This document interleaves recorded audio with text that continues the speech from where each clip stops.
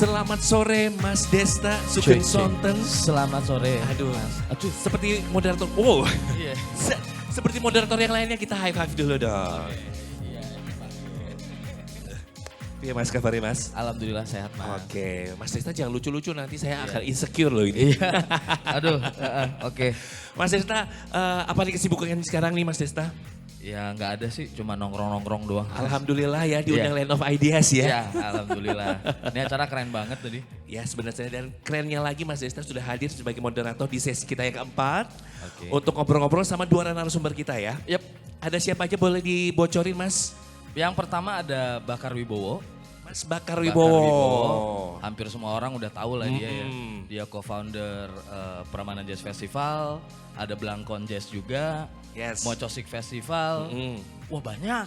Banyak ya. Iya. Lalu yang kedua ada Sida. Mas Sida ya. Mas Sida dia penulis iya, Mm-mm. pegiat festival juga iya, terus vokalis Skandal juga iya. Iya betul. Pokoknya seru lah. Pokoknya seru banget. Jadi teman-teman yang masih stay sampai sesi keempat, boleh digali banyak sekali ilmu-ilmunya dari kedua narasumber kita. Oke. Dan jangan lupa nanti di sesi Q&A kita masih ada apresiasi dari Zack Wow untuk teman-teman yang nanti aktif berinteraksi dengan kedua narasumber kita ya. Asik. Untuk Oke. itu langsung saja Mas Desta kita buka sesi yang keempat. Boleh kita bertuangan untuk sesi yang keempat. Mas Desta silakan. Oke, terima kasih Mas. Sekali lagi tepuk tangan yang paling meriah buat Land of Ideas 2023, Redefine Sinergi dong. Tepuk tangan, aduh masa ini lagi. Nah begitu, biar nggak lemes gitu ya. Emang hari udah panas gitu, bikin capek tapi kita nggak boleh lemes nyampe di sini. Soalnya kita bakal memeras informasi, kita bakal ngejus semua trik, tips dari Mas Bakar Wibowo dan si Sida. Tapi sebelumnya, sebelum kita memanggil dua teman kita itu, mungkin saya pengen cerita sedikit bahwa kita bakal ngomongin The Music Festival Formula. Festival musik di Indonesia itu bukan barang baru gitu. Embrionya udah ada dari tahun 1970 ketika di Purple dan Jazz Goes to Campus itu sudah kemana-mana. Rupanya aja yang berbeda gitu. Ada yang konsepnya komersil, ada yang konsepnya kompetisi seperti festival rock di pertengahan tahun 80-an. Ada juga yang menggabungkan antara kompetisi dan komersil. Nanti kita bakal ngobrol-ngobrol sama dua orang itu apa saja gitu ya. Apa saja, bagaimana peluangnya, lalu gimana caranya bikin festival yang nggak buntung. Apalagi di Jogja bulan-bulan lalu kan banyak yang buntung gitu ya. Kita bikin festival rugi gitu. Ada yang bikin festival untung tapi efeknya jelek gitu dan segala macamnya.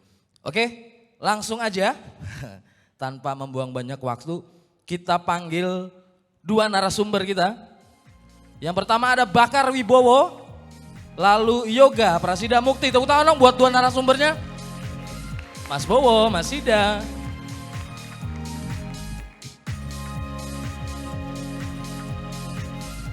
Ini Mas Sida. Oh itu dia, Galine teko belakangan. Silakan Mas. Sekali lagi tepuk tangan buat keduanya yang hari ini kompakan pakai topi ya. Waduh. Cek. Cek mic, Cek mic. aman? Sehat sentosa? Sehat, aman aja. Aman Halo ya? semuanya. Puasa nggak hari ini? Insya Allah. Insya Allah puasa ya. Oke,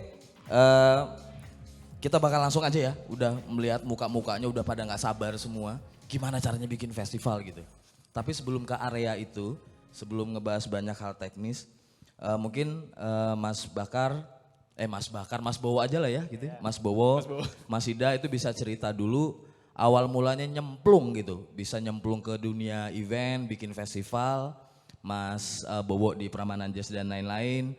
Sida di Archipelago dan lain-lain. Bisa diceritakan dulu awal mulanya dan dua festival itu mengedepankan apa gitu. Ini ganggu gak? Lalu dimatiin aja nih. Bukan ganggu, ini teror. Langsung panik mereka. Oke, langsung Mas. Siapa duluan? Bebas. Mas Bowo dulu deh gitu. Oh ya, oke. Terima kasih Desta. Selamat sore saudara-saudara sekalian. Assalamualaikum warahmatullahi wabarakatuh.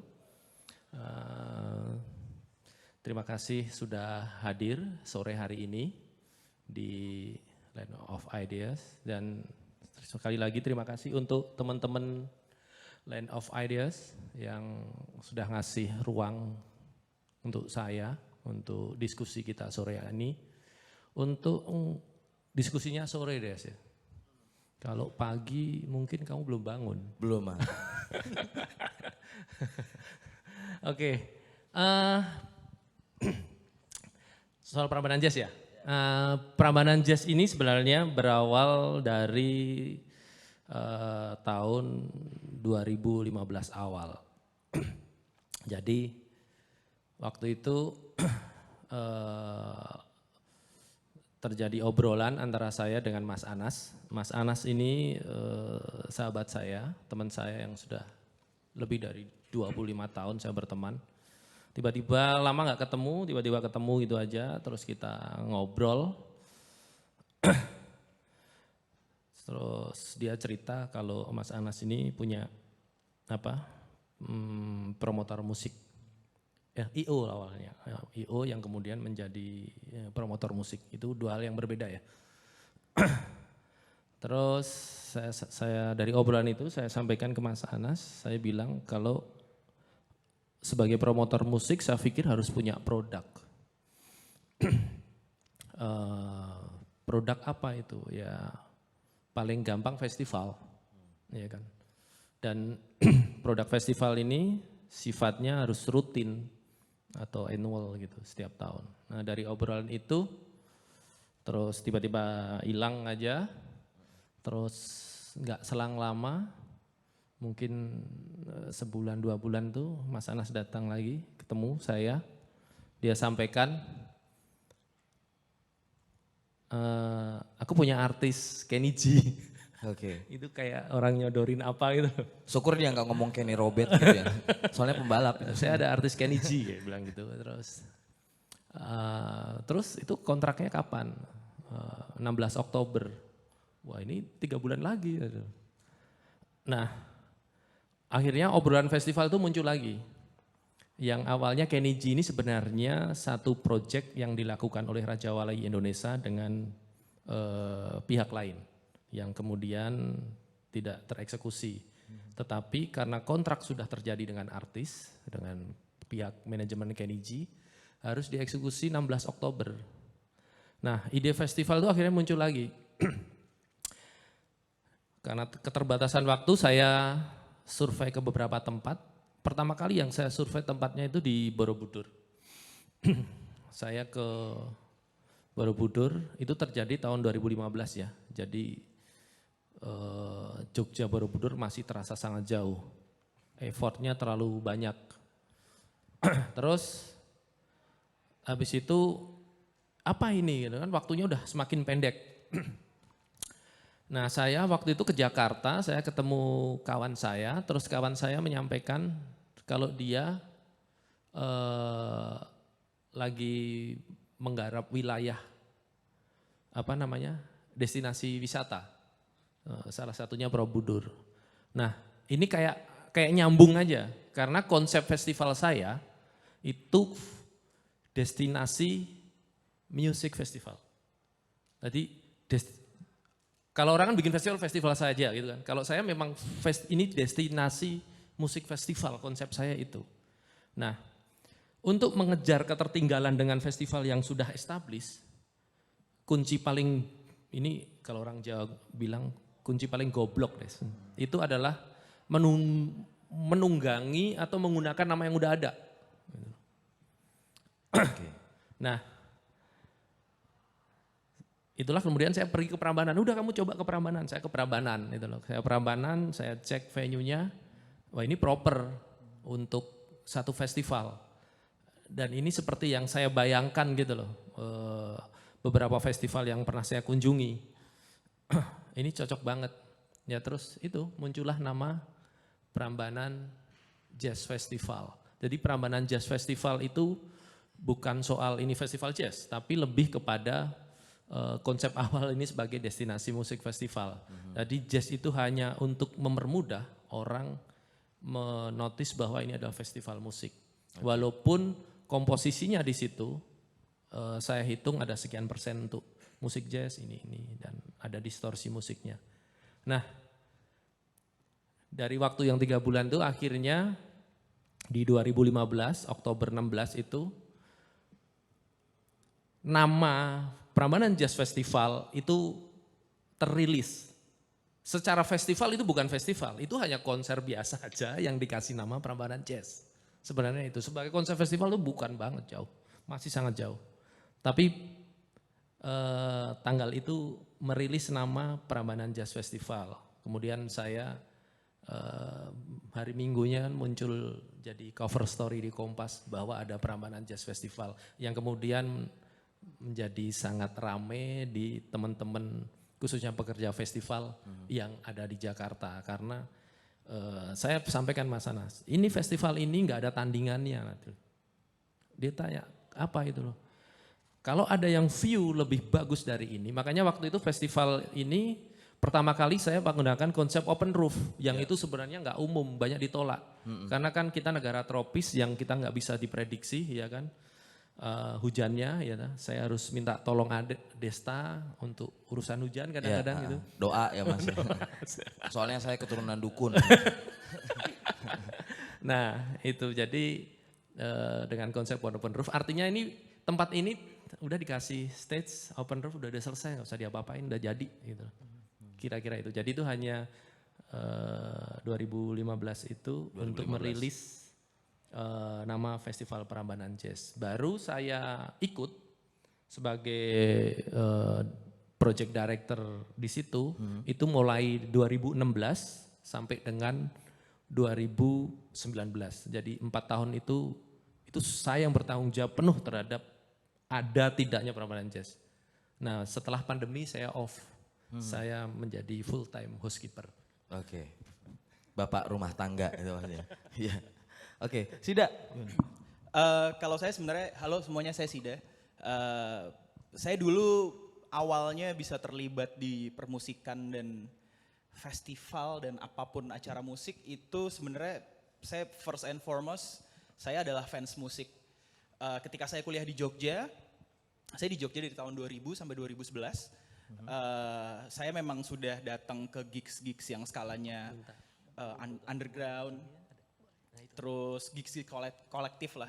Kemudian ketika saya hijrah ke Jakarta tahun 2011 menjadi reporter musik di salah satu media cetak, Trax Magazine, sekarang udah nggak ada. Disitulah saya mulai mengembangkan network saya. Ya biasalah sebagai reporter gitu harus dolan, harus kayak mau yang acara yang skalanya, oh ini acara gede industri sampai yang benar-benar gorong-gorong gitu. Saya coba so asik untuk terlibat di situ. Rendah hati banget, so asik gitu. Dan kebetulan saya ketemu beberapa teman-teman seumuran yang punya profesi yang sama, punya kegemaran yang sama tapi dari lapangan yang beda-beda. Ada yang dia fotografer, ada videografer, ada anak bandnya sendiri. Kebetulan saya juga ngeband juga. Dari situ saya diajak untuk masuk ke sebuah kolektif di Jakarta Selatan. Tepatnya namanya Studiorama. Jadi itu kolektif yang kami dari awal memang menyajikan, kami bikin acara tapi skalanya lebih ke komunitas kolektif. Masih sama yang seperti saya datangin dulu. Tapi ya sebenarnya prinsipnya menyediakan hiburan alternatif bagi anak-anak Jakarta sebenarnya. Makanya kami selalu mengundang band-band yang masih emerging. Band-band baru, band-band teman kami sendiri atau yang menurut kami, oh ini band bagus. Tapi nggak banyak yang denger, nggak banyak yang tahu gitu.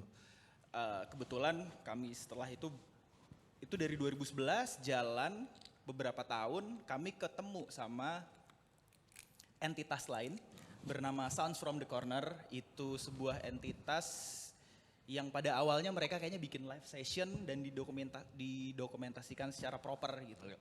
Dari band-band gede kayaknya awalnya tuh di upstairs terus habis itu dia sempat mendokumentasikan band yang lebih side stream lagi, yang lebih independen lah, yang lebih indie lagi segala macem.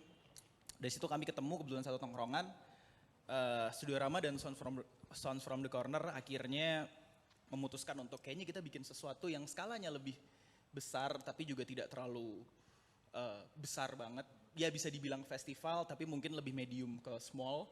Akhirnya lahirlah itu Archipelago Festival tahun 2017. Itu sebenarnya inisiasinya banyak dari Mas Teguh Wicaksono, dia yang bikin Sound from the Corner terus ngajak Studio Rama segala macem. Sebenarnya prinsipnya Archipelago itu sesuai namanya, di Indonesia itu negara kepulauan, jadi kami menganggap bahwa banyak musisi-musisi dan talenta-talenta baru dari Sabang sampai Merauke, nggak hanya di Pulau Jawa, nggak hanya di kota-kota besar, kota-kota industri musik seperti Jakarta, Bandung, atau mungkin Jogja gitu, yang patut dapat sorotan sih sebenarnya. Yang dibutuhkan musisi-musisi itu kan sebenarnya ruang dan kesempatan, dan kami coba untuk menerapkan apa yang sudah kami lakukan bertahun-tahun sebelumnya ke skala yang lebih gede sih. Jadi pada akhirnya kami bikin Archipelago Festival itu yaitu untuk menampilkan emerging talents. Plus kami juga mikir ekosistem musik tuh sebenarnya banyak, tapi banyak profesinya ya. Jadi misalnya ada jurnalis, ada penyiar radio, ada orang panggung, ada kru panggung. Ada PNS ya. PNS itu petugas notoson. Nah, kru ada tukang ngolor PNS. kabel. Terus ada videografer, fotografer, ada bahkan yang jualan merchandise musik. Bahkan ada yang cuma ngurusin marketing, branding band segala macam dari orang label. Kami pikir kalau festivalnya cuma menyajikan band-bandan tok, musik tok, itu orang ya oke, tapi mungkin nggak ngasih sesuatu yang baru ya gitu. Terus ya kami pikir ya udah kami bikin di Archipelago Festival itu akhirnya bikin panel discussion. Ini seperti inilah kira-kira. Itu ngebahas banyak banget hal-hal yang terjadi di ekosistem musik Indonesia sih. Jadi ya itu supaya orang nggak pengen gue pengen ngeband doang nih gitu. Jadi supaya orang nggak pengen aku pengen ngeband, aku pengen terlibat di industri musik atau bermusik, tapi aku nggak punya bakat. Tapi sebenarnya dia bisa jadi fotografer panggung. Sebenarnya bakatnya dia di situ. Jadi kami ngebahas gimana sih fotografi panggung, segala macem, gitu-gitu sih sebenarnya. Archipelago Festival akhirnya ngasih ruang dan sharing knowledge soal apa yang terjadi di ekosistem musik di Indonesia sih sebenarnya. Kayak gitu. Dan ekosistem musik di Indonesia, khususnya di Jogja, sekarang semua ada di Land of Ideas 2023 ya. Tepuk tangan dong buat Land of Ideas gitu. Poin, lumayan. Oh iya, dan memang selama ini, katanya dari tahun 70-an, ketika musik modern itu ditandai dengan badai pasti berlalu, tahun 78 oleh Yoki, Eros Jarod dan Chrisye, Yogyakarta itu hanya menjadi kota kelas 2, tanda kutip, untuk penyelenggaraan festival. Padahal pada tahun 70-an juga Jogja punya yang namanya Sabto Raharjo. Dia adalah musisi besar, musisi tradisi, gamelan, yang dari Sabto Raharjo orang-orang di luar Jakarta, orang-orang di luar Jogja pada kaget, wah ternyata ada ya, hanya di Jogja gitu, ada musisi yang bikin konser 24 jam, keliling kota pakai pick up. Itu. Tidurnya gimana tuh Mas Les? Tidurnya gimana tuh? Nggak tidur. Dia benar-benar nggak tidur. Sabto Raharjo main, mencampurkan antara gamelan, lalu perkakas rumah tangga, dan musik elektronik. Itu dia, dan kali ini dua orang ini juga cukup menggembarkan Jakarta. Mas Bowo dengan peramanan jazznya yang mengedepankan, lebih mengedepankan nilai bisnis ya. Dan Sida yang lebih mengedepankan nilai gorong-gorong alias nilai underground. Itu dia. Ya sebenarnya lebih ke kuratorial dan kuratorial kreatif gitu ya, tapi ya bisa dibilang juga sih. Nah tapi gini Zid, pasca pandemi ini kan wah semuanya latah bikin festival. Wah latah deh dari event A, event yang punya apa sih istilahnya, yang punya PT, punya CV, sampai yang punya doa itu tuh yang cuma modal doa itu bikin festival semuanya gitu, dan sebagian kabar buruk, sebagian kabar baik gitu ya, sebagian ya kabar-kabarnya nggak jadi gitu. Kabar burung. Kabar burung juga. Nah kalau dari kacamatamu sebagai pemilik label, pelaku festival, lalu musisi gitu, peluang Jogja untuk terus jadi katakanlah bukan lagi kota alternatif dalam membuat festival musik tuh seperti apa peluangnya? Saya pikir peluangnya sangat besar ya, potensinya Jogja saya pikir sebagai kota untuk jadi destinasi seperti yang tadi Mas Bowo bilang, jadi destinasi festival seperti itu sangat besar sih peluangnya. Karena gini, Jogja memang dari dulu udah dikenal dengan musiknya ya, entah itu band yang bisa menembus nasional kayak Silon Seven, G-Acoustic dan segala macem, sampai sekarang yang ya bisa dibilang band-band alternatifnya yang saya nggak suka pakai istilah ini sih, go internasional, tapi mereka in a way go internasional, Skandal go kayak internasional. Senyawa gitu-gitu. Kalau Skandal amin. Amin. Tapi kayak Senyawa, terus kemudian mungkin musisi seperti Frau, atau mungkin yang ranahnya lebih eksperimental lagi, musisi-musisi noise segala macam. Raja Kiri gitu misalnya. Iya, kayak gitu-gitu. Ya itu saya pikir melihat sebenarnya itu ya udah mau nggak mau harusnya sih sebenarnya potensi Jogja sebagai tempat wisata itu, tempat festival dengan banyaknya tempat wisata juga, terus ekosistem musiknya di kota ini sih saya pikir tinggal nunggu waktu aja sih. Potensinya sangat besar. Cuman ya memang itu masih karena dibuktikan 2 tahun terakhir setelah pandemi banyak festival baru juga kan.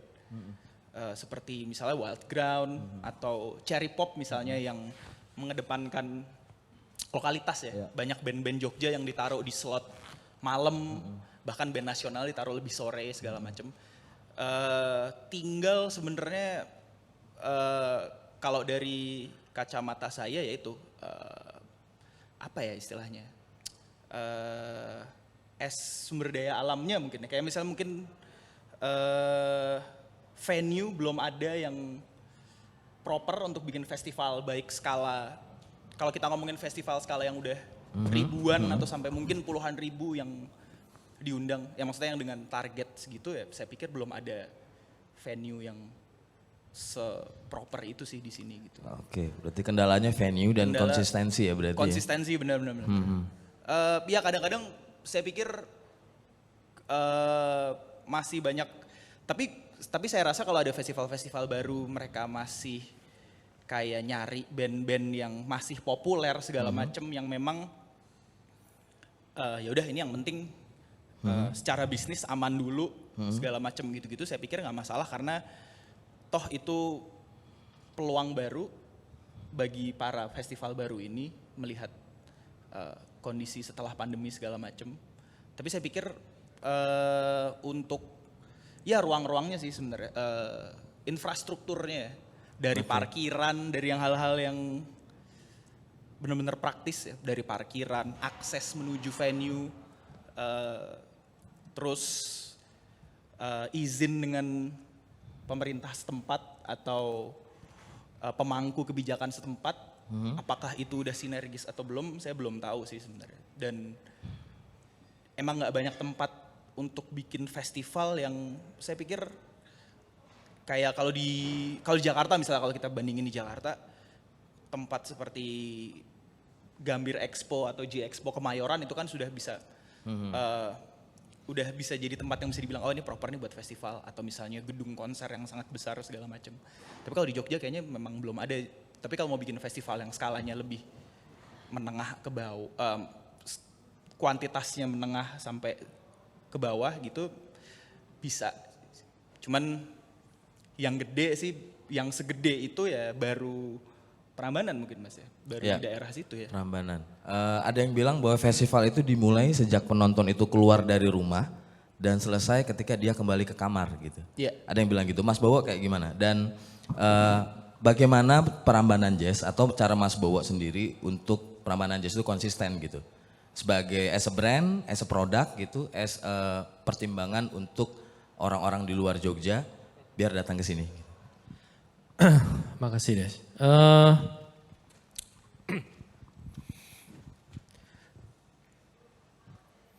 Karena konsep awalnya adalah sebagai destinasi musik festival. Jadi kalau melihat potensi Jogja itu sangat besar sekali. Memang isunya adalah kita nggak punya venue yang proper. Misalnya kendala ini simple aja. Ketika saya dibikin di Prambanan Jazz, itu ada yang tanya, Prambanan Jazz itu Yogyakarta atau mana? Klaten. Klaten. Kan gitu. Dari situ saya baru tahu ternyata Prambanan Jazz itu pajaknya saya bayar ke Klaten, brandingnya ke Jogja. Jadi Jogja dapat sebagai tempat untuk transit, dan di Jawa Tengah dia dapat pajaknya, dan itu nggak kecil. Jadi sangat kompleks sekali dalam mengerjakan sebuah festival itu. Ada venue bagus di Solo, ini saya contohkan ya. Ini penting buat teman-teman kalau mau bikin festival tuh, yang harus dicek pertama kali itu pajak. Di Solo, venue-nya bagus, Colomadu gitu. Tapi waktu saya bikin di sana, itu pajaknya sampai 40%. Kalau saya jual tiket 100.000 aja, itu yang 40.000 udah gitu-gitulah. Nah, kalau di Jogja soal potensi itu sangat potensial karena begini, dulu saya melihat begini.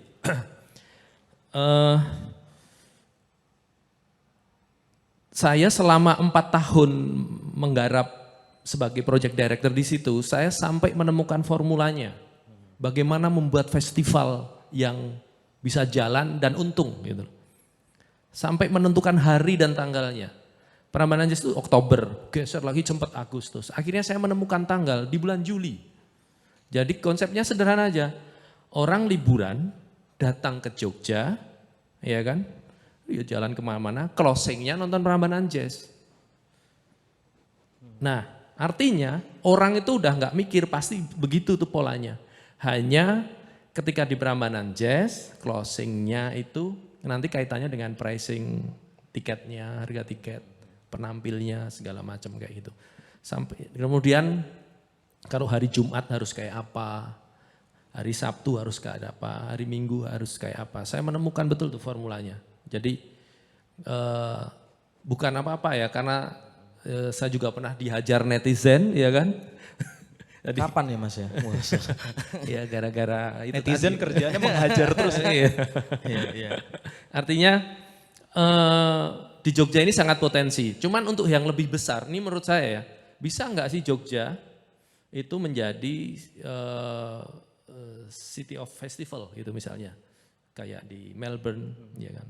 Kemudian di Toronto, ya kan, dari London dan beberapa negara Eropa itu banyak sekali. Ini kaitannya dengan pemerintah daerah, kayak gitu. Sederhana aja lah, lu gampangin aja permit gua gitu lah. Udah itu urusannya permit. Ingat ya, event kalian, saudara-saudara sekalian mau secanggih apapun, kalau permit nggak beres, jangan harap lah. Udah permit itu diberesin. Makanya waktu itu kan sempet dari Kemenparekraf menyampaikan kan. Cuman saya nggak terlalu yakin karena selama ini permit selalu menjadi isu yang berulang-ulang. Contoh nih, kalau bikin acara di Prambanan di rank 1, berarti itu udah sakti lah.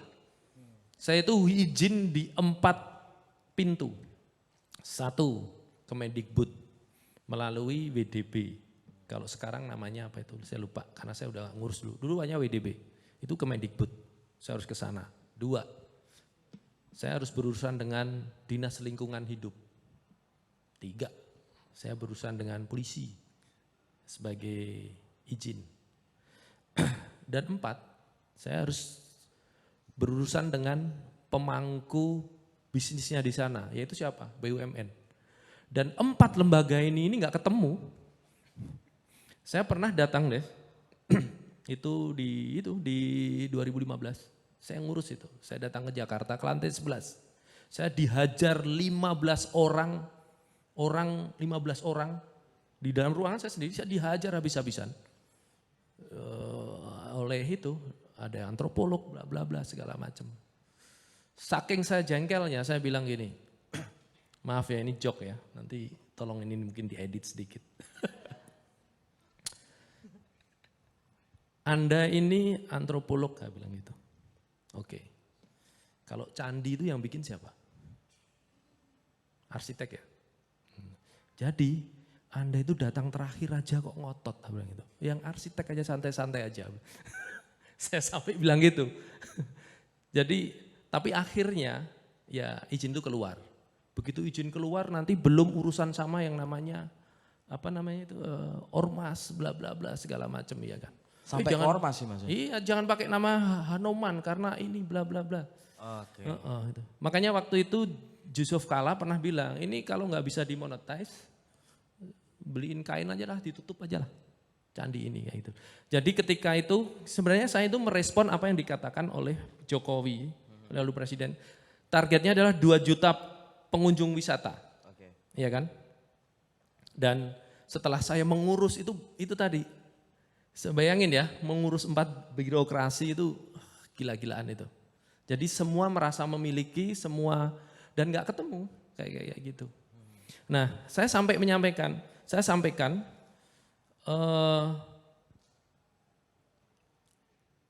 lihat 3 atau 4 tahun lagi orang itu nggak akan kenal Borobudur, tapi akan kenal Prambanan. Orang luar, iya kan, atau siapapun ya yang ada di sini, orang dulu tuh kenalnya Borobudur, nggak ada yang kenal Prambanan. Nah, saya melalui media musik, iya kan, memperkenalkan ke dunia internasional bahwa ada yang namanya Candi Prambanan. Kalau menggunakan artis internasional tuh gampang. Kalau artis internasional datang, berarti negara ini aman, nggak ada travel warning kan kayak gitu-gitu. Tapi dari itu semua nggak ketemu deh. Jadi 2 juta kunjungan wisata itu menurut saya nggak anu ya. Jadi kalau ngomong tentang bahwa Jogja sebagai destinasi wisata festival, ya ini apa namanya, Pintar-pintar memanfaatkan apa yang sudah ada. dan pemangku kebijakan itu. Contoh ya, saya nggak membanding-bandingkan ini ya. Contoh ketika di Solo, Gibran tuh merilis, gue ini nggak punya sumber daya apa-apa. Solo adalah city of event. Semua duit ke sana. Hampir tiap pekan ada acara di sana. Kalau di Jogja, misalnya ada declare soal itu, orang Jogja itu nongkrong berdua aja jadi festival kok. Jadi bisa bayangkan betapa ramainya ya kan. Orang sendirian aja bisa jadi band. Nah itu jadi berikanlah ruang ya kan, disupport secara nyata para teman-teman pekerja festival ini ya itu untuk disupport. Kita itu nggak minta uang loh Des ya, nggak minta uang, kita nyari uang sendiri. Kita kan promotor ya, kita nyari uang sendiri ya kan. Boncos juga boncos sendiri kan kayak gitu. Artinya cukup disupport aja permitnya ya kan, dibantu di apa publikasi, ya. di apa namanya, dibantu mention ke luar gitu misalnya kayak gitulah. Ya baru habis itu kita mereka boleh tempel logo ya. Boleh aja. Itu. Oke. Tepuk tangan dulu dong buat Mas Bowo dan Sida. Mereka sudah memaparkan banyak hal ya yang selama ini ada di gorong-gorong gitu. Sekarang udah ini Jogja susah ternyata ya ininya. Tapi berarti formulanya seperti apa dong? Gitu. Formula bikin festival yang mengedepankan bisnis. Oke. Terus sama yang archipelago lakuin gitu. Sida dulu deh. Oke, kalau gue pribadi sebenarnya salah satu formal bikin festival yang oke itu adalah gue setuju bahwa festival itu harus ngasih experience baru sih sebenarnya. Selalu tiap festival harus ngasih, walaupun festival sama di tahun berikutnya itu harus apa experience baru yang ditawarkan. Gitu. Update hal yang baru ya. Update hal yang baru di festival tersebut, entah itu secara kurasi penampil, entah itu secara tempat, entah itu secara. Cuman yang kedua itu tadi yang gue mau bilang, selain experience baru ya, kalau mau bikin festival lo cool atau misalnya festival lo oke ya sebenarnya fokus ke kuratorial sih sebenarnya. Karena memang ya tidak bisa dipungkiri bahwa banyak festival di Indonesia yang sudah besar bisa dibilang ya line up-nya masih itu-itu aja gitu. Masih ya udah memang yang butuh line up yang populer supaya memang bisa mendatangkan crowd dan mendatangkan massa. Saya pikir itu nggak masalah karena memang yang terjadi seperti itu dan mungkin butuh waktu untuk ngasih kesempatan baru ke musisi-musisi baru yang atau mungkin bukan musisi baru sih, musisi-musisi yang selama ini tidak pernah tampil di festival tapi punya kapasitas untuk manggung di festival seperti itu. Kupikir itu bisa jadi patokan kali ya soal fokus ke kuratorial dan ngasih experience baru aja sih sebenarnya. Kalau dari gue yang memang selama ini ketika jalan bareng Studiorama, jalan terlibat di Archipelago dan beberapa festival lain yang Studiorama kebetulan diajak untuk terlibat dalam hal kuratorial, ya sebenarnya akhirnya apa yang bisa dikreasikan dari situ, apa kita bisa ngasih dari line up dan dari jadi ngasih experience baru melalui kuratorial, melalui line up segala macam sih sebenarnya. Kalau gue lebih ngelihatnya memang dari sisi kreatifnya mungkin bisa dibilang sih, dari kontennya sih sebenarnya apa yang mau lo kasih di situ. Apakah lo bisa nyediain satu panggung khusus misalnya untuk misalnya di Jogja satu panggung khusus ini beneran musisi Jogja yang bener-bener ini baru bener-bener fresh gitu, yang nggak pernah manggung di festival.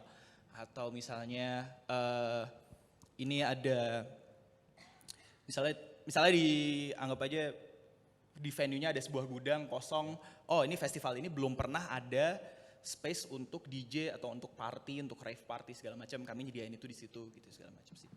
Karena atau sesimpel oh festival ini nggak boleh ngerokok sama sekali. Ya. Kayak gitu. Karena itu salah satu festival yang gue dambakan adalah festival di mana orang ngasih kesempatan orang untuk ngerokok tuh benar-benar kecil banget gitu. Ada berarti ya. Nggak ada.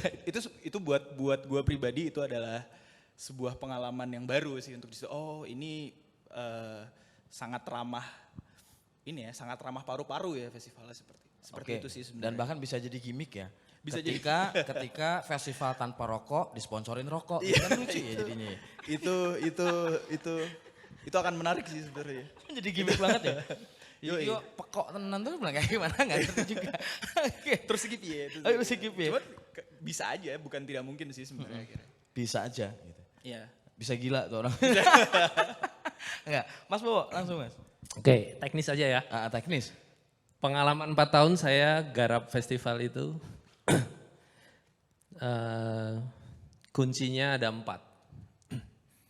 Ini buat teman-teman, saudara-saudara kalian yang akan mau bikin event apapun, atau entah itu festival. Festival itu tidak harus musik ya, bisa kuliner, apapun, macam-macam. Itu yang pertama, ini yang saya temukan pertarungan saya selama 4 tahun ya, dari mengurus apapun lah itulah. Dan ini saya mencoba merangkai sendiri, ya kan. Ini kalau di kampus sudah kayak jadi tesis. Yang pertama itu sukses secara bisnis, ya. Sebelum teman-teman memulai membuat sebuah festival itu yang pertama adalah sukses secara bisnis. Ini saya bicara yang pertama ini artinya teman-teman sudah punya, saudara-saudara sekalian sudah punya nama festivalnya, mungkin bentuknya segala macam. Tapi sudah mau menggelinding, sudah mau running itu yang pertama harus sukses secara bisnis. Sukses secara bisnis itu artinya gini, yang namanya festival itu tidak lepas dari yang namanya biaya produksi. Ya. Gampang banget, man. Festival itu mau gede apa enggak tergantung dari biaya produksi. Saya dikasih uang 100 miliar, saya akan bisa bikin bagus. Saya dikasih 600 miliar, saya bisa bikin kayak Asian Games. Tapi kalau saya dikasih uang 100 juta, ya jadinya ya Kolam pencapir. jadi gitu. Jadi sukses secara bisnis. Sukses secara bisnis itu gini. Sebelum acara dimulai, sebut aja festival itu sudah mendapatkan sponsor. Jadi sponsor itu adalah sesuatu yang mutlak. Nah,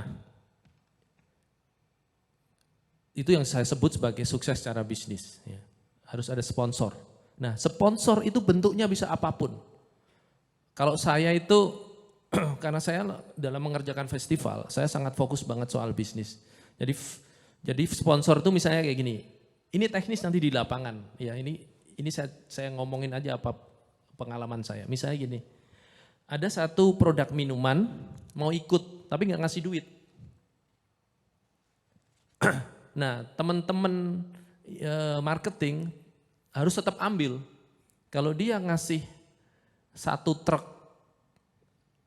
produk minuman, nanti di venue bisa kita jual, kita akan menjadikan bisnis baru di situ. Kemudian, nah artinya setiap apapun yang masuk sebagai sponsor ambil, kalau saya gitu, dengan regulasi-regulasi yang ada, dengan benefit yang ada. Jadi yang pertama sukses secara bisnis. Nah sukses secara bisnis ini proposalnya harus benar. Saya menemui banyak festival, itu dalam nulis bikin proposal aja kacau banget. Terutama soal benefit. Konsepnya bagus, tapi bagaimana cara dia menyampaikan konsepnya itu buruk sekali. Saya menemui beberapa banyak festival. Jadi banyak beberapa teman yang datang ke saya itu akhirnya bantuin dong untuk bagaimana membuat sebuah proposal. Jadi terutama soal benefit. Benefit itu harus clear. Jadi yang pertama sukses secara bisnis. Yang kedua itu sukses crowd. Sukses crowd itu penonton. Contoh aja, Land of Ideas sekarang, ya kan? Bagaimana meng-grab penonton sebanyak-banyaknya. Nah itu kaitannya dengan line up, ya kan? Line up-nya siapa? Line up-nya ada Mas Desta misalnya. Atau artis siapa kayak itu. Jadi sukses crowd ini menjadi sangat penting sekali. Ya. Sukses bisnis, sukses penonton, ya kan? Yang ketiga, ini sukses penampil, performance-nya. Nah ini penting. Banyak di tempat kita, itu festival itu sangat menyepelekan hal-hal kecil. Misalnya, saya itu selalu notice flow itu penting. Orang banyak menyepelekan hal itu. Makanya banyak ya. Dulu pernah di tahun 2002 ada satu festival di Malang. Itu festival sudah 5 tahun, line up-nya juga bagus-bagus, tapi dihajar netizen hanya soal flow. Mobil menuju ke venue nggak bisa parkir, macet bla bla bla gitu loh. Nah maksud saya ini hal yang sepele, ini harus diperhatikan betul. Terus kemudian sukses penampil tuh, mohon maaf ya, kalau mau perform ya latihan lah. Ya. Saya ini paling banyak dimusuhi oleh teman-teman manajer artis kadang ya, gitu. Karena saya itu karena saya menemukan banyak unprofesional di situ gitu loh. Bukan apa-apa ya. Kalau kita ini ada festival, saya patokannya orang bule aja lah gitulah. Jadi latihanlah, perform yang bagus ya. Kenapa? Saya contohkan. Saya itu salut sama band namanya Sheila on Seven. Saya pernah ngobrol dengan Mas Adam. Mas, saya itu harus tampil bagus. Aku ingat banget itu. Tahu nggak alasan Mas Adam? Bisa jadi Mas, ketika saya tampil, itu orang pertama kali nonton Sheila on Seven loh Mas. Dan bisa jadi, dia datang ke situ untuk nonton Sheila on Seven, dia harus nabung 5-6 bulan. Kalau saya ngecewain mereka, kalau Mas Adam bilang, itu namanya saya dolim. Nah, saya patokannya itu aja. Gitu. Jadi orang datang, misalnya orang datang ke sini ya, dia harus mendapatkan sesuatu dong dari Land of Ideas. Bisa jadi dia datang ke sini harus ribut sama pacarnya, kan kita nggak ngerti juga. Ya kan? Itulah kenapa sukses performance itu sangat penting. Itu kira-kira itu paling gampang. Jadi sukses bisnis, sukses penonton, sukses crowd, kemudian sukses performance atau penampil. Nah yang terakhir, ini terkait dengan Mas Desta juga ini. Nah, jadi gini, festival ini sudah sangat berhasil, ya. wah bisnisnya bagus. Kalau bisnisnya bagus tuh gampangnya gini loh. Acara belum mulai, tiketnya udah laku, biaya produksi udah di cover oleh sponsor. Itu udah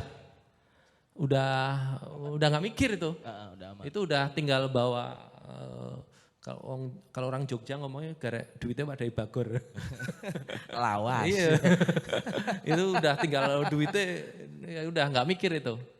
Nah, kalau tiga-tiganya udah dipenuhin, nah kita harus mulai sadar tentang jejak digital.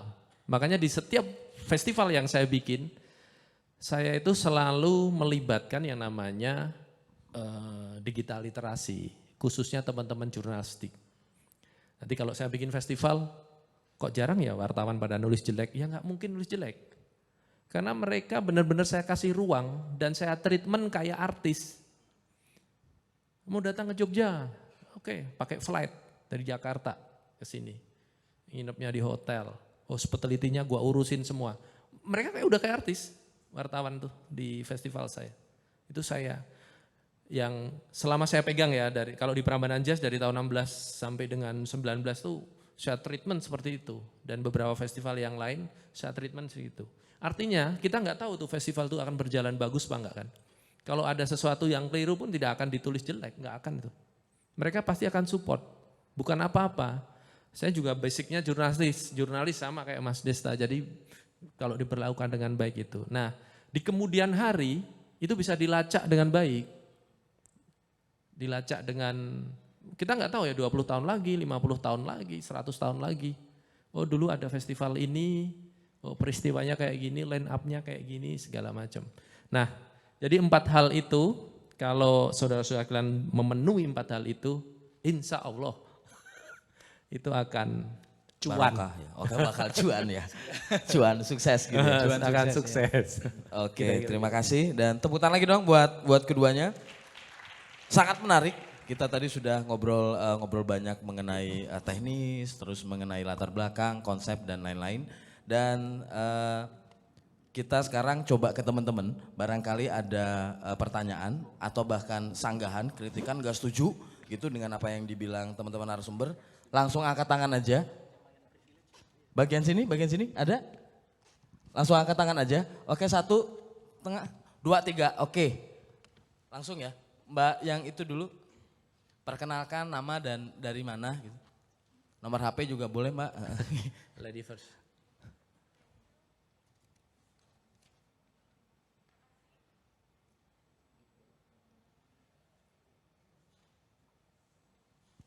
Bisa nggak? Nah, emang anak Persma nih begini. Saya satu Persma sama Mas Bowo dulu. Makasih kesempatannya, saya Puspa dari kompas.com. Oke. Ini pertanyaan casual aja ya sebenarnya, karena biasanya kan orang tertarik sama kisah-kisah ya. Pertanyaan buat dua-duanya aja. Temannya Haris. Kapan atau apa festival yang paling diingat karena mungkin panitianya itu kerja sambil nangis dikit atau nangis banyak, tapi endingnya tuh bisa gong banget dari semua festival yang pernah dibikin atau dikerjain, entah dengan performer dari luar atau dalam negeri. Itu aja sih. Oke, terima kasih. Langsung aja lanjut. Ke Mas yang depan.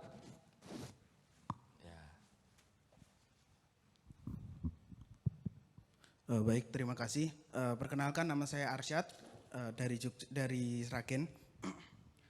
Sedikit sharing, jadi Juli dan Agustus itu kemarin saya ke Jakarta dan kebetulan di bulan itu juga ada event Local Fest. Buat yang kurang tahu Local Fest, jadi itu seperti Jacklot tapi punya USS. Nah jadi dia menggabungkan event musik dengan bazar.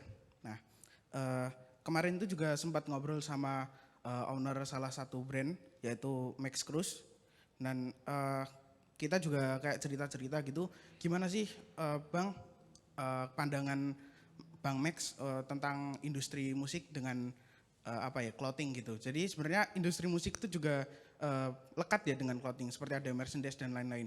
Nah, cuman dari sudut pandang Max Cruz itu industri musik apalagi event itu kurang cocok dengan clothing, karena misalnya orang datang ke event itu yang paling ditakutkan adalah kecopetan.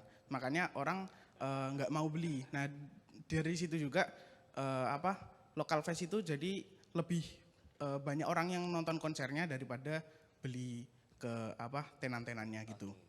Nah, kalau dari Mas Bowo atau Mas Yoga, gimana sih sudut pandang dari mas-mas ini terkait apakah industri event musik dan clothing itu bisa klop gitu?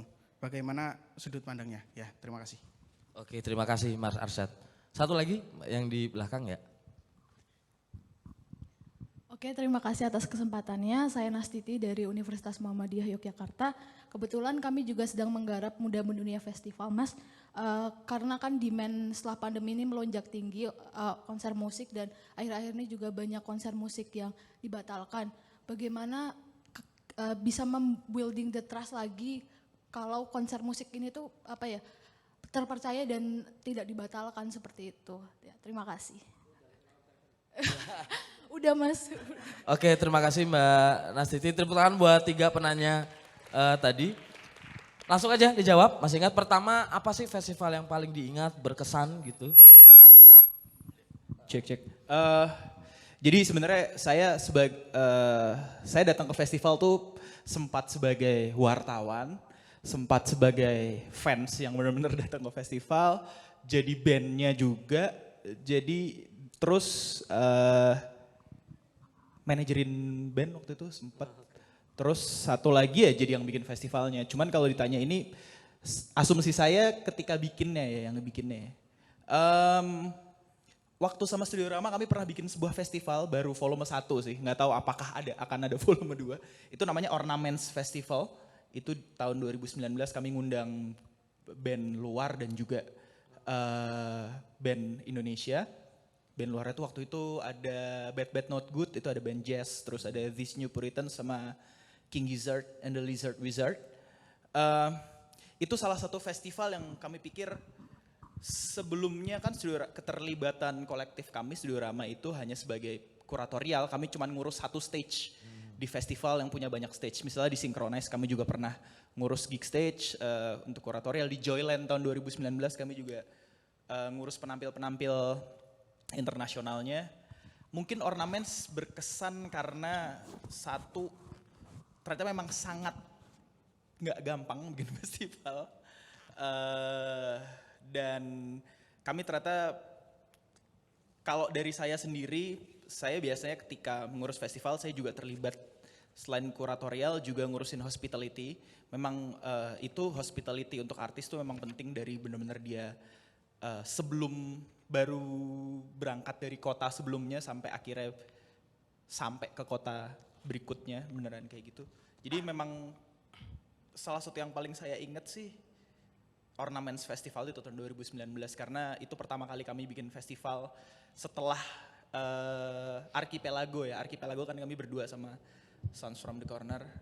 Dan itu kami juga agak iseng sih sebenarnya. Jadi ada 2 area, satu area benar-benar musik gitar, band dan performance internasional, satu lagi lebih ke area rave, area disco, area party gitu sih sebenarnya. Dan itu tadi kami coba untuk bikin festival yang area indoornya sama sekali nggak boleh ngerokok, walaupun itu sempat dapat sponsor lumayan dari salah satu brand rokok ternama. Nah, kejadian kan, bener? Iya. tapi emang itu lumayan, itu Tara Basro seneng banget waktu itu datang ke situ kayak, gila gue lama banget nggak datang ke festival yang nggak boleh ngerokok gini, gue seneng banget gitu. Jadi yang keluar nggak bau, cuman bau keringat aja, nggak bau rokok segala macam. Tapi anyway, itu salah satu festival yang buat saya pribadi lumayan berkesan sih Ornaments, karena ngerasain bener-bener dari brainstorm setahun sebelumnya, 1,5 tahun sebelumnya untuk dari bener-bener ide, ngobrol, kayaknya kita bisa bikin ini. Karena waktu itu, ini buat konteks aja, karena waktu itu kami kebetulan selain sebagai kolektif musik, kami mencoba untuk melakukan hal baru sebagai booking agent dan organizer segala macam gitu. Dan kebetulan kami entah kenapa lagi ada keran-keran booking agent luar dan skalanya Asia Pasifik lagi pada masuk. Terus, oh ini artis ini pada kesini, artis ini pada kesini, dapat tawaran kerja sama ini, kenapa kita nggak bikin festival aja segala macam. Jadi benar-benar ngerasain dari nol dan nggak dibantu entitas lain itu sangat berkesan. Dari kami yang awalnya cuma bikin studio gigs dengan cuma 4 band teman-teman doang, sampai akhirnya bisa bikin festival sebesar itu. Kayak gitu sih. Jadi Ornaments Festival. Ornaments ya? Iya, 2009. Tadi Mbak siapa Mbak? Siapa? Mbak siapa Mbak namanya nih Mbak? Puspa. Mbak Puspa dari Kompas ya, saya jawab dulu ya. Ada 3 Mbak. Yang pertama Prambanan Jazz Festival 2019. Itu setelah 3 tahun dihajar habis-habisan, termasuk netizen karena Afgan itu. Oh Afgan yang mati lampu ya? Diingetin lagi. Itu 2019, karena di 2019 tuh itu excited banget buat saya. Karena saya menemukan formulanya membuat satu festival bagaimana seharusnya. Contohnya ini buat teman-teman, hari Jumat itu kuburan kalau untuk sebuah festival. Jadi saya harus menghidupkan bagaimana hari Jumat tuh nggak jadi kuburan. Karena hari Sabtu, hari Minggu itu no issue, itu tinggal line up lah gitu. Jadi hari Sabtu itu, hari Jumat saya harus menghidupkan. Akhirnya saya menemukan cara, hari Jumat itu memang khusus anak SMP, SMA, dan anak kuliahan. Dengan price list tiketnya mereka. Oke. Jadi kalau teman-teman bikin satu festival di hari Jumat, Sabtu, Minggu, hari Sabtu dan Minggu, hari Jumat, tiketnya dengan Sabtu dan Minggu, udah saya jamin hari Jumat nggak laku. Udah, boleh coba. Misalnya hari Sabtu harganya 500, hari Minggu 500, hari Sabtu ditaruh 150, sold out itu. Nah artisnya menyesuaikan dengan mereka. Nah di tahun 2019 Prambanan Jazz itu saya bisa nge-grab sampai 40.000 penonton. Itu terakhir saya itu. Karena sebenarnya di 2020 deh saya ini Mbak, juga harusnya ikut. Jadi saya itu sempat set up Prambanan Jazz 2020. Dan itu untuk kali pertama saya pre-sale itu laku 15.000 penonton. 15.000 tiket untuk 2020. Tapi akhirnya kan kena pandemi.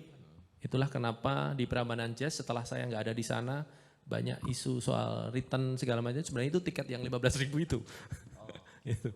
Yang 2 itu 2017. Nah ini tadi yang kaitannya dengan pemangku jabatan tadi loh. Itu Jogja-Rokarta 2017. Yang dari mana? Dari Prambanan pindah ke Kridosono. Ya. Dream Theater ya? Apa Megadeth? Itu Nah, itu paling berkesan karena saya sudah set up. Jadi udah clear itu semuanya sebenarnya. Bahwa ini udah oke, izin bla bla bla, oke. 70% bahkan lebih itu. Itu tinggal bunyi aja itu. Tiba-tiba itu tadi ada isu ormas dan itu di Kompas tiap hari ditulis itu. Mbak Aris bukan yang nulis, bukan kan ya? Bosnya Haris, bosnya. Biasanya kejem-kejem kan namanya Haris kalau Kompas itu ditulis setiap hari ya kan. Akhirnya itu keputusan untuk pindah itu jam 1:30 dini hari. Saya meeting dengan Mas Anas sebagai promotor Raja Wali Indonesia. Terus kita pindah ke mana? Ke Kridosono. Tapi sebelumnya memang sebenarnya saya itu udah announce 2 tempat itu, sudah backup 2 tempat itu. Sudah, dan artis itu ketika tahu dia main di Prambanan, Dream Theater waktu itu sebagai line up, itu senangnya minta ampun mereka. Karena dia nggak nyangka di Indonesia ada tempat kayak gitu loh. Ya kan, tidak hanya Jakarta gitu loh, ada tempat seperti itu. Nah, untung di Kridosono kita juga sudah siapin, artinya kita itu backup 2 tempat. Karena awalnya kita mau di Kridosono atau di Prambanan ya, itu memang bolak-balik gitu loh. Kenapa di Kridosono? Karena mau Kridosono ini kayak heritage yang sangat lekat dengan konser musik rock di zamannya. Seperti saya dulu nonton Slank pertama kali formasi 13 di Kridosono tahun 92 dengan tiket 1.500. Gokil. Itu lama banget jadi udah ketahuan kan. Nah terus itu pindah itu Mbak. Hanya 2 hari itu teman saya anak produksi itu kita pindah. Itu tinggal bunyi udah tinggal bunyi itu. Terus tiba-tiba pindah.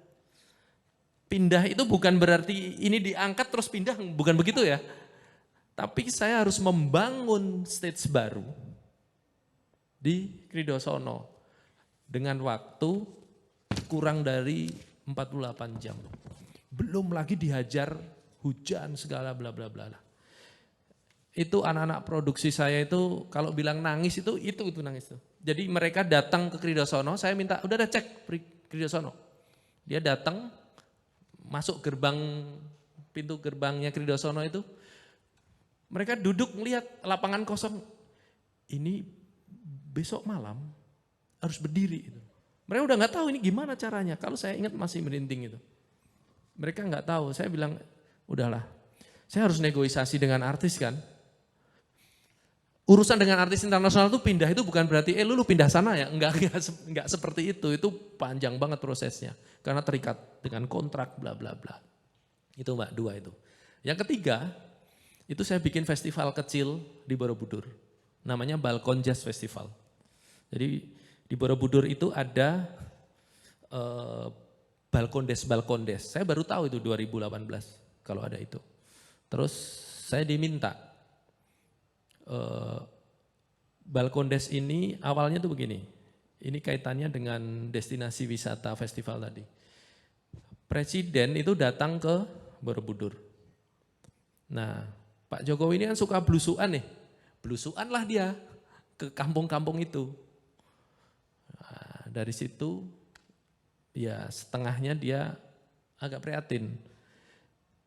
Jadi ketika di Borobudur, stakeholdernya itu pada wah ini pengunjungnya sekian bla bla bla ya kan. Dan ini ada evidence sampai sekian bla bla bla bla. Nah, Pak Jokowi kan manggut-manggut aja. Terus dia pindahlah ke kampung-kampung itu. Loh di sini ada putaran uang gede kok sini nggak dapat. Nah disitulah lahirlah yang namanya Balkondes, Balai Ekonomi Desa. Nah ketika lahir Balai Ekonomi Desa, itu orang nggak ada kenal. Kebetulan saya kenal beberapa stakeholdernya, dia minta ke saya, gimana cara memperkenalkan Balkondes ini ke luar, biar orang tahu ada Balkondes gitu loh. Balai Ekonomi Desa yang dikelola oleh BUMDes. Nah, saya bikinlah festival namanya Balkon Jazz. Jadi festival Balkon Jazz itu agak unik Mas. Jadi teman-teman kalau bikin festival, itu jangan berpikir bahwa harus annual, harus tiap tahun. Nah di Balkon Jazz ini saya menemukan satu formula bahwa bikin festival itu ternyata ada festival yang model dipesan ternyata. Yang penting namanya udah jadi, kalau ada yang mesen baru diadain. Artinya bulannya nggak pasti. Jadi kalau Balkon Jazz itu, kalau ada yang misalnya, oh tahun ini Pegadaian minta, wah bisanya kita Mei, ya bikin Mei.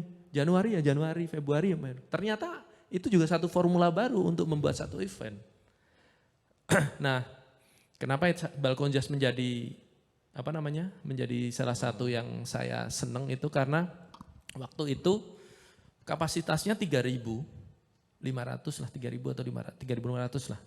Itu yang datang 9.000. Jadi saya dikomplain oleh beberapa stakeholder di sana. Ya ini teman kalau bikin festival, ini sesuatu yang salah tapi ini tips gini. Saya dikomplain kan. Ada kepolisian, ada tentara, ada dari TNI, bla bla bla, dari stakeholder yang ada.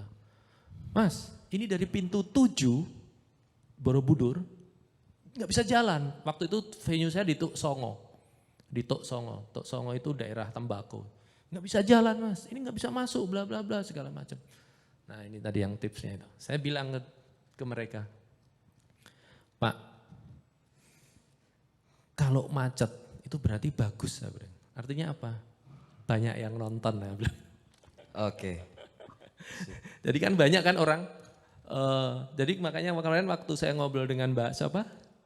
Teman dari Line of Idea itu. Kalau jalan Ambarukmo itu macet, nggak bisa lewat, berarti ini sukses acaranya. Ukurannya gitu aja. Kayak di Prambanan Jazz, komplain, oh ini macet nih. Dari mana gitu loh. Buat orang lain itu menyebalkan, memang sangat menyebalkan. Kalau buat saya ya itulah tujuannya. Kayak gitu. Oke. Jadi ada 3 itu. Oke, terima kasih Mas. Tepuk tangan dong, masa enggak ini? Nah, oke, Banyak 2 pertanyaan terakhir. Iya. Singkat aja. Bagaimana mengembalikan kepercayaan publik terhadap Yogyakarta sebagai venue dan relevansi atau irisan antara musik dan clothing ya, itu. Singkat aja mungkin.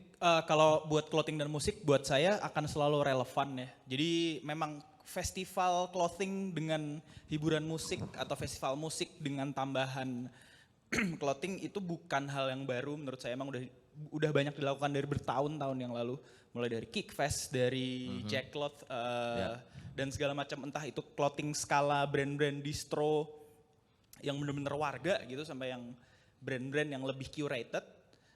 Saya pikir kalau saya pribadi akan selalu relevan, tinggal gimana cara mengemasnya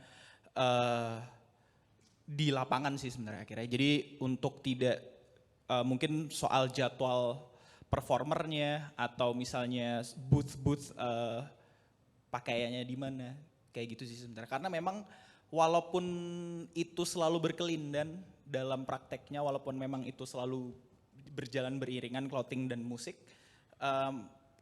marketnya memang ada yang benar-benar beda gitu sih sebenarnya. Ada yang emang datang buat musiknya, ada yang datang memang buat belanja. Jadi sebenarnya ujung-ujungnya gimana caranya lo bikin festival yang benar-benar experience buat booth clothingnya gimana, lo belanjanya gimana dan nontonnya di mana. Mungkin bisa dipisah di satu area, misalnya satu area gede tapi lokasinya bisa dipisah atau segala macam sih. Sebelum sampai ke festival musiknya, area festival musiknya lu bisa masuk ke booth-booth clothingnya segala macam. Tapi itu 2 hal yang menarik yang memang kalau di Indonesia memang selalu ada, walaupun kalau sejauh yang gue tahu kalau di luar memang festival clothing dan musik itu dipisah. Jadi ketika ada bazar atau misalnya emang expo clothing itu diadain di 2 weekend yang berbeda dengan musiknya. Jadi mungkin weekend pertama itu benar-benar total expo bazar brand-brand clothing buat showcase segala macam. Baru di weekend keduanya mungkin benar-benar itu performance musik aja sih sebenarnya. Kayak gitu. Jadi sebenarnya akan selalu relevan dan tinggal gimana caranya meramu meramu ramuan yang benar-benar efektif dalam prakteknya sih sebenarnya. Ya mungkin bisa dipisah 2, kalau misalnya disuruh ngasih ide mungkin dipisah 2 weekend atau kayak gimana. Karena memang ya pelaku musik juga banyak yang menjadi pebisnis clothing dan sebaliknya pebisnis clothing juga memang ketika itu dua-duanya berangkat dari subculture, dari counterculture, ya itu pasti akan selalu berjalan beriringan sih. Oke. Oke, Mas Bowo mungkin bisa langsung jawab pertanyaan. Udah mas, nggak usah dipikir, langsung bikin aja kalau misalnya.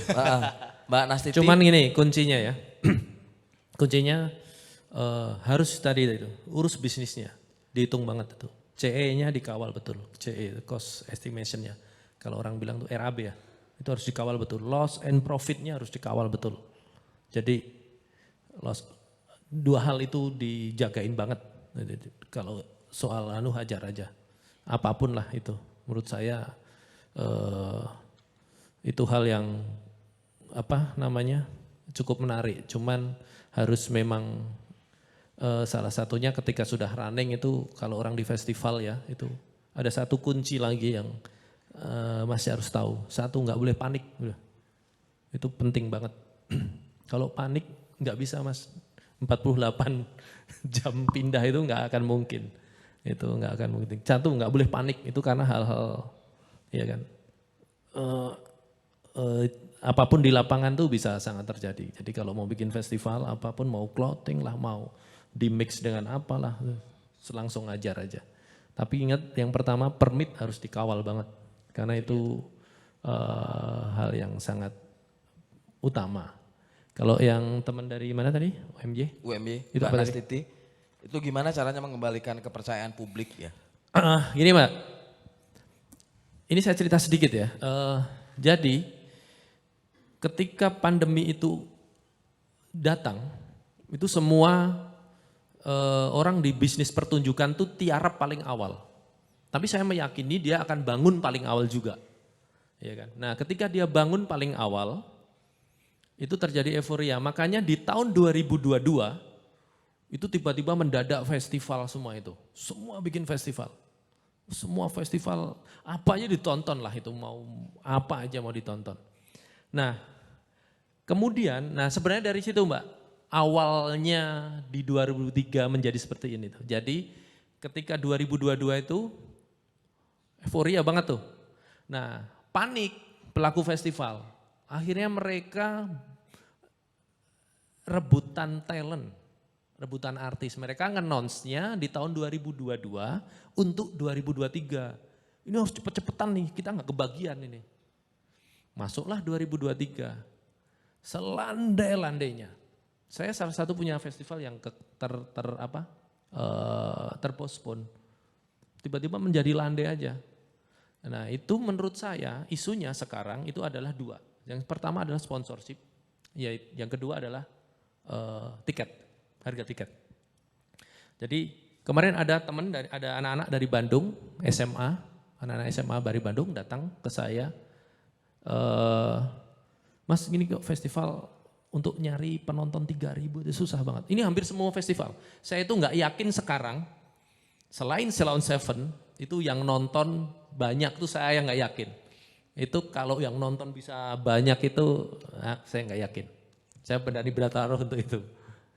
Makanya ada satu festival yang di Giridosono itu Merona Fest itu 15.000 penonton. Terus ada beberapa lagi. Jadi itu hebat banget lah. Jadi sekarang itu isunya dua Mbak, tiket sama sponsorship. Nah sponsorship ini kaitannya kalau di tempat kita ini dengan situasi politik segala macam itu ada kaitannya. Bisa terlihat atau tidak terlihat, tapi itu nyata. Itu benar-benar sponsor itu menjadi sesuatu. Jadi kalau Mbak siapa tadi namanya, Dev? Mbak Nastiti itu tiket menjadi isu yang penting banget.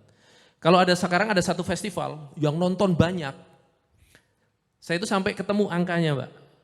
Satu festival kalau angkanya itu di antara 70.000 sampai 150.000, insya Allah itu rame. Kalau udah di atas itu zong. Mau artisnya Noah, mau siapa. Sekali lagi kecuali Sound Seven ya. Ya. Itu. Nah kedua yang soal rokok. Sebelum kesini tadi saya dihubungi dari wartawan Liputan 6. Mungkin kalau teman di jurnalis di Kompas pasti sudah tahu lah isu ini.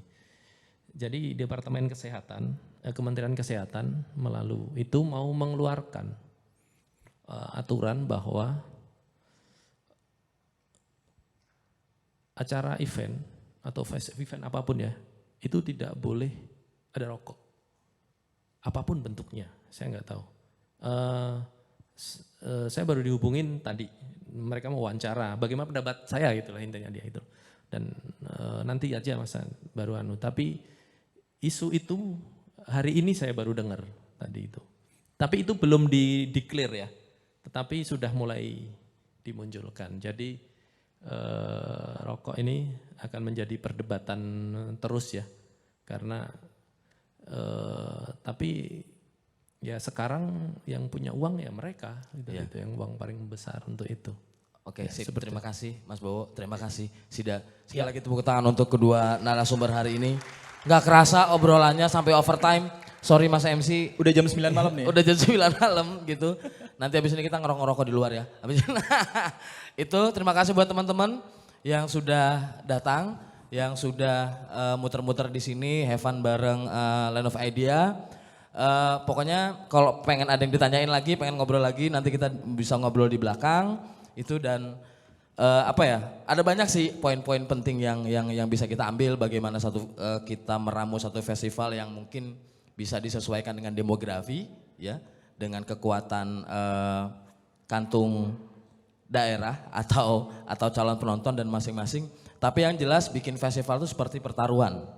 Kita bertaruh terhadap sesuatu, dan saya ingin sekali mengutip Syahrir untuk menutup talk show hari ini. Syahrir pernah bilang bahwa hidup yang tidak dipertaruhkan itu tidak akan pernah dimenangkan. Dan semoga teman-teman di sini ketika bikin festival bisa memenangkan hidup itu. Terima kasih. Jangan lupa keliling-keliling di sekitar sini, banyak makanan, pokoknya banyak teman-teman bisa saling ngobrol, bisa saling kolaborasi. Jangan lupa follow Musik Jogja. Itu saya Desa Tanpa Vincent. Sampai ketemu. Wassalamualaikum warahmatullahi wabarakatuh.